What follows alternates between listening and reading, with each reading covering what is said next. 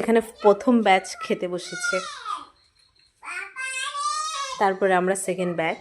তো আমি হচ্ছে এখন বার্থডে গার্লের জন্য মানে থালি সাজাচ্ছি, থালি মানে মা যা যা রান্না করেছে সেটারই থালি সাজাচ্ছি।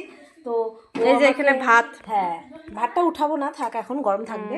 মানে ও আমাকে প্রত্যেক বছর আমার বার্থডেতে সাজিয়ে দেয়, তো আমার দিদি হিসেবে কর্তব্য তাই সাজিয়ে দিচ্ছি আর কি। মা এখানে রান্না বান্না করেছে অনেক কিছু। এখানে আয়, এখান থেকে দেখাবো। মাছ ভাজা প্রথম, এই যে মাছ ভাজা। আর এটা কি ভাজা মা? আলু। আলু, এটা আলু ভাজা। মা অনেক কিছু রেসিপি করেছে আজকে। এটা হচ্ছে বেগুন ভাজা। ওটা কি ফুলকপি না ব্রোকলি?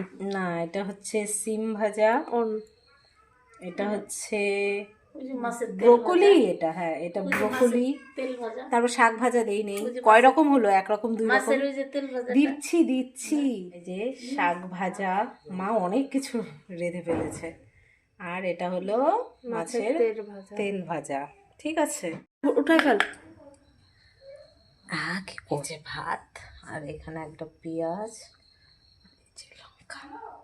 আজকে রেসিপি আরো আছে, এটা তো জাস্ট থালি মানে থালাটা ভাজা দিয়ে সাজানো হয়েছে। আর এই যে চাটনি, পায়েসটাও খেয়েছে। এই যে এখানে ও আর খাবে না, তো তার জন্য দেওয়া হবে না পায়েস। এই চচ্চড়ি আর এই যে মাছের ঝোল। আর ডাল নেই।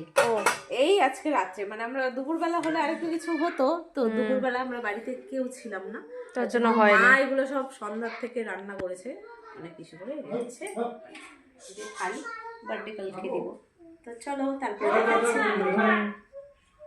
গাইস খাওয়া দাওয়া হচ্ছে, চচ্চড়ি, এই যে ছোট মাছের কালিয়া আর চাটনি।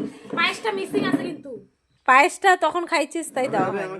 আমি কোথায় বসবো? ওখানে বসে। এই যে আরেকজন, আমরা এখন গসিপ করবো আর খাবো।